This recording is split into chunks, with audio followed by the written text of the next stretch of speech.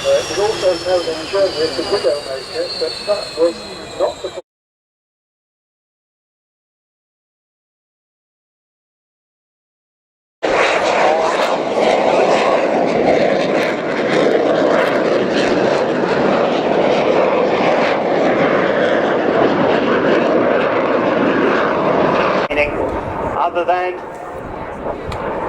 other than we'll have to wait. Look to your right hand side for the Jet Provost and Strikemaster.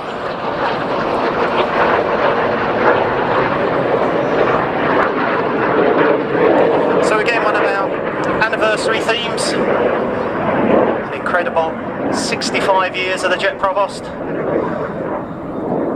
What we have on display for you in the air is 2 Jet Provosts and a Strikemaster, which was the counter-insurgency light attack version of the Jet Provost Mark V.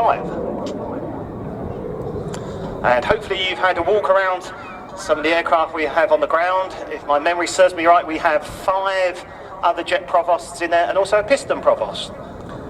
Yeah, and it's a fascinating story that's traced by that static line, starting off with the piston-engined Provost, the Provost T1, and then that incredible-looking, stalkily undercarriaged, if that's a phrase, Mark I Jet Provost. The idea at that time, of course, was to make flying training in the RAF an all-jet affair once you'd gone through that ab initio stage on, say, the Chipmunk. And so Percival, or Hunting Percival as it later became, developed a jet from the basis of the piston-engined Provost. And the first flight of the Jet Provost T1 was on the 26th of June, 1954, from Luton Airport, in the hands of Dick Weldon, so 65 years ago, later this month. And that was a real evolutionary step to actually consider at that stage, in the early 50s, to have jet-only training. That's a hell of a thing to think about. It really is, isn't it? And of course, this is relatively early in the jet age. The first operational jet, the Gloucester Meteor, had only come into RAF service 10 years earlier. You think how far things have come in the last 65 years. And so it was that the Mark I Jet Provost came into use very, very successfully, and they found that students were going solo more rapidly on the Jet Provost, even though you'd think it would be more complex than the Piston one, than they had on the Piston Provost. And of course what the Mark I introduced, and then was obviously carried through all the Marks of Jet Provost, was the side-by-side seating. We've talked a lot about tandem seating, where student and instructor sit one behind each other. Of course in this, it's like in your car, you sit side by side. And just about everyone you talk to has a different opinion on, I like side by side. No, I like tandem.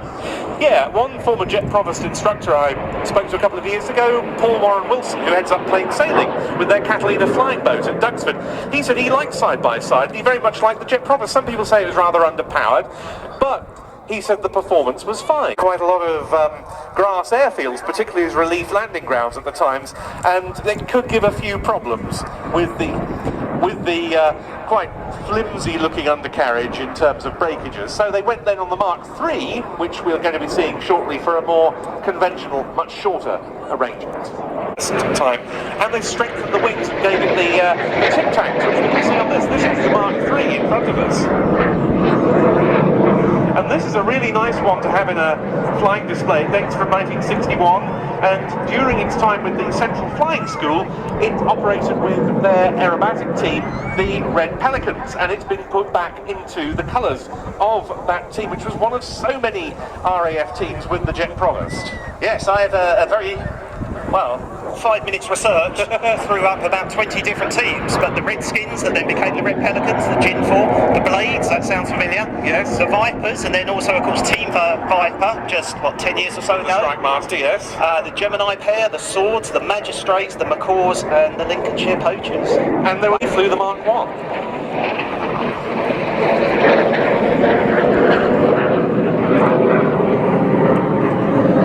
Very successful Target drone called the Jidvik, and the Jidvik would get shot down. That was sort of the idea. So why are you going to spend a lot of money developing an engine with a lifespan of thousands of hours when its expected life is just a handful? So Armstrong Siddeley had to do a little bit of reverse engineering to try and make that engine more reliable, and they did a fine job because that engine went on to power other aircraft, including one that is permanently outside the museum, the RAF version of the HS-125, the Dominant. Absolutely, yeah, one of the most successful of all British jet engines. Rolls-Royce held an anniversary celebration some years back at Coventry Airport, I think it was, for the Viper, and an enormous range of different types was brought together.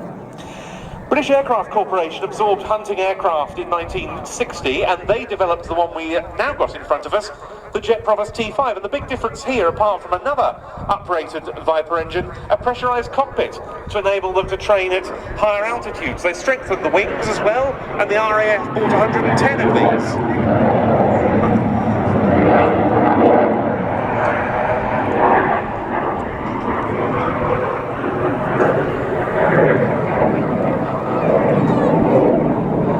This one was built at the BAC plant at Warton in Lancashire. Now, one of the main BAE Systems factories. It was delivered to the RAF.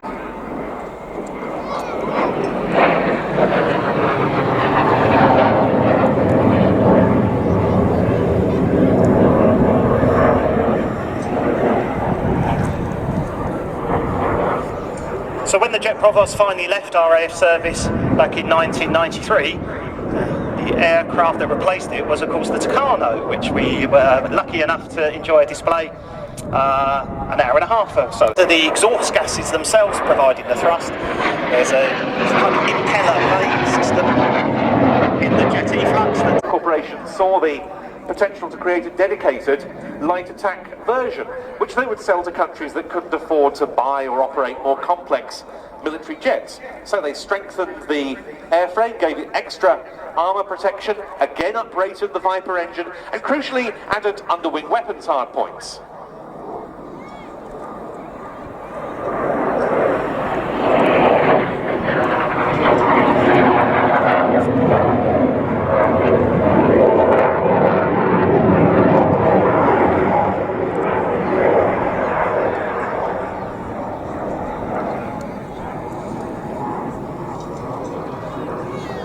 Once again, we have a little bit of history repeating itself again with the Tucano, because Tucano started life as a basic trainer, but of course has also, in various versions now, can carry weapons, Super Tucano and so on.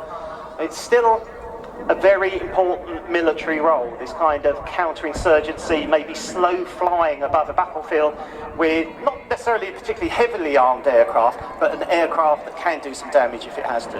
Yes, and of course one of the rationales behind that now is why waste, say, an F-22 or an F-35 in a counterinsurgency fight when you could be operating a light attack aircraft. Now there are various opinions as to that.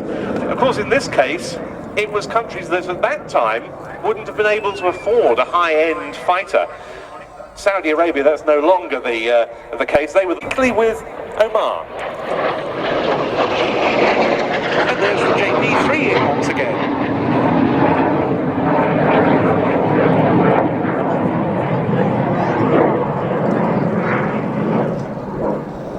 In fact, 3 strike masters of what was then the Sultan of Oman's Air Force, now the Royal Air Force of Oman, was shot down during the Dhofar Rebellion. We get a chance to see the 3 aircraft all passing through to show the evolution of the line. Here's the strikey at the back.